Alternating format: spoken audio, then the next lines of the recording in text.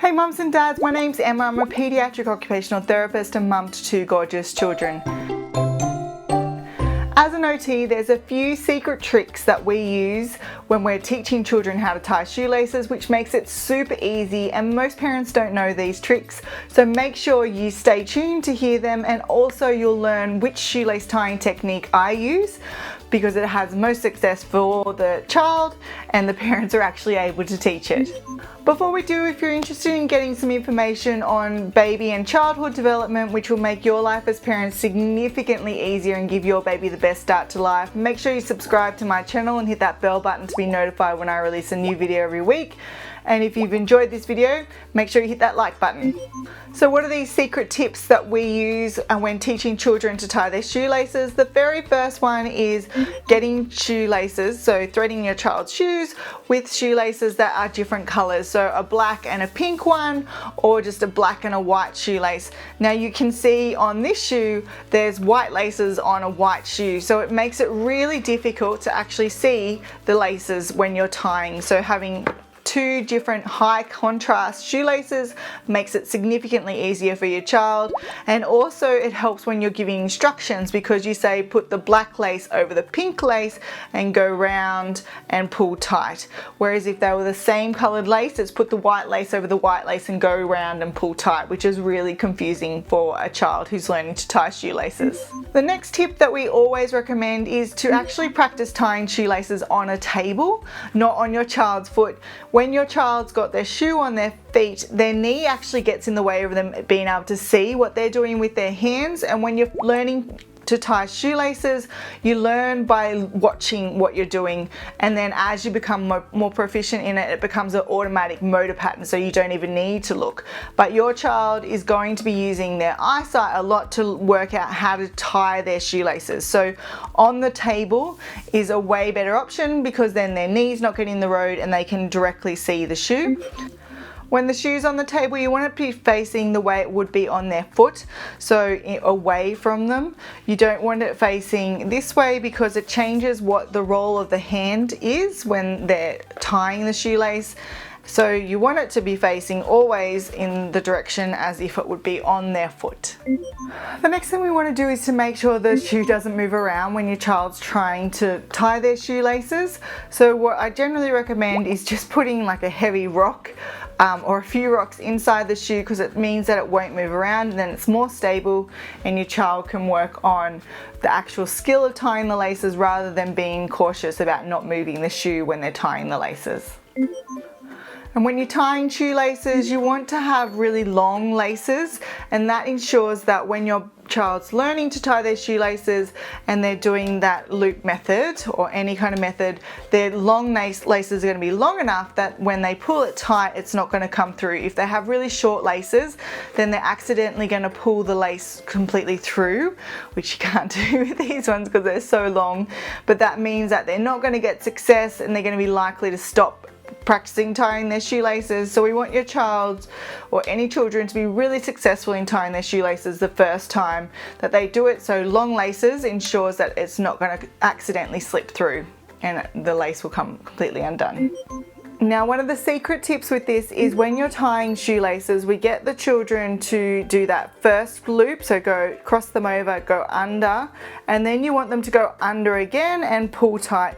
And that just means that when they're pulled tight, the lace isn't going to come undone, which is what does happen if they only do one loop through. So if they did just cross over and through and pull tight, you'll see it's really easy to undo it becomes loose over time, which is really frustrating because for your child when they're learning to tie shoelaces, when that becomes loose, then the whole shoe becomes loose on their foot. So we want it to be quite tight, and then they don't have to worry about keeping the laces and the tight when they're doing it. They can just relax and then do the steps one by one and have the laces hanging down. So that double loop in the beginning is amazing.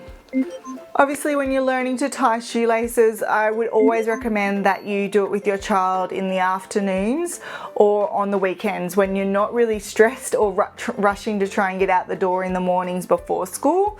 So if you can do it at that time, you're going to be more patient with your child when they're learning to tie shoelaces, and also your child won't be stressed themselves and you won't be stressed, so you wouldn't be trying to rush that task and you have time to focus in on that activity. So do it in the afternoons or on the weekends when you have more time. The next thing is that when you're teaching how to tie shoelaces, we would always use the same words over and over for each individual step, and I would try and make sure that it's consistent between the people who are teaching the child, and that might mean writing it down. This leads me on to my next tip, is that you both need to be consistent. If multiple people are teaching the child how to tie shoelaces, you need to agree on a method. So as an OT, throughout my 10 years of practice, I actually recommend that any child uses the one loop method. The two loop method is really fidgety with their hands. It requires a lot more dexterity, which most children find difficult that I'm seeing. So the one loop method is the easiest for the child, but most importantly, it's the method that parents know. So there are 4 different ways of tying shoelaces, but honestly, I can never get the parents to remember the other 2 ways.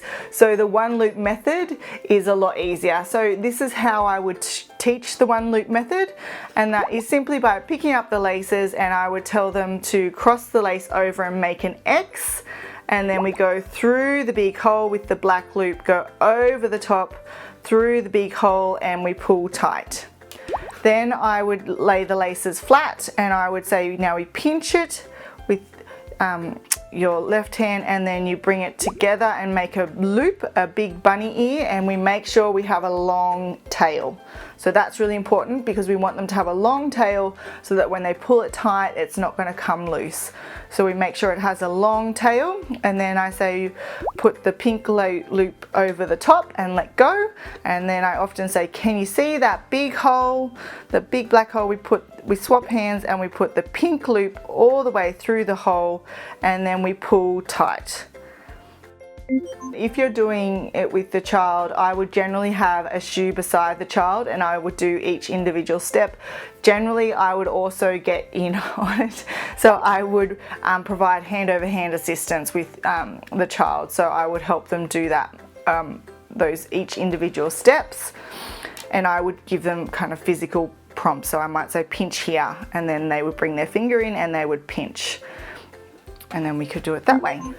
Now, when you have a child who gets really frustrated when they're learning to tie their shoelaces, or just generally is really quick to give up when learning a new activity, you can use a technique which we often use called backward chaining, and that is where you do every single step except the last step which your child does. So in shoelace tying, you would go through it. So we put the black lace over the top, we create an X, we go through the hole, back over, through, and pull tight.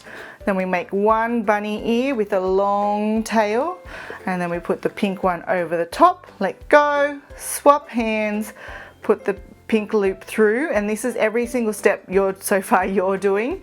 Now at this point you would stop and you would get your child to grab the pink loop and then the black loop, and pull tight. And that means that your child gets success when they're tying shoelaces because they did the last step by themselves. They were able to tie the shoelace, and then you do the big hurrah, and your child is quite happy about that. So you keep doing that, and then you would start to do it so that you do every single step except the last 2 steps, which is what your child does. So, and they get that success every single time, so they're more willing to give that activity a go and to learn the skill.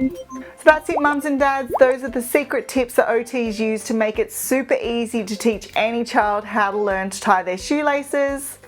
Thanks for watching. If you've liked this video, make sure you hit that like button, and be sure to subscribe if you want more parenting tips and tricks to make your life as parents easier and give your child the best start to life.